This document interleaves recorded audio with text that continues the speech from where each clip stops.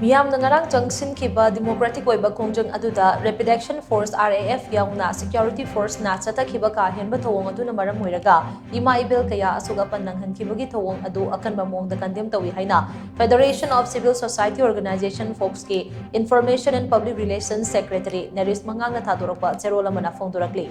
Cherola sina high security force na chata kiba thawong aduna maram hoiraga isu asi mairiktagi maijawbi olakloi hainingai leite lamdam asida matam-matam gi oina pankhiba miyam gi leingak amadi president's role leingak ki matamda makhoina miyam gi mayokte leiba policy kaya satharakpadagi manipur gi apunba saktamda singnarakpa yelhomi singi demography da singnarakpa amadi lamdam asigi miyam gi democratic rights ta singnarakpa sing lamdam asigi imaivel singna thauna fana chongthoktuna thengnaraga lakhibani khunai asi achumba maikei da puna ba kona bada lamdam asigi ima singna mamal naidraba thaudang kaya lauduna lakli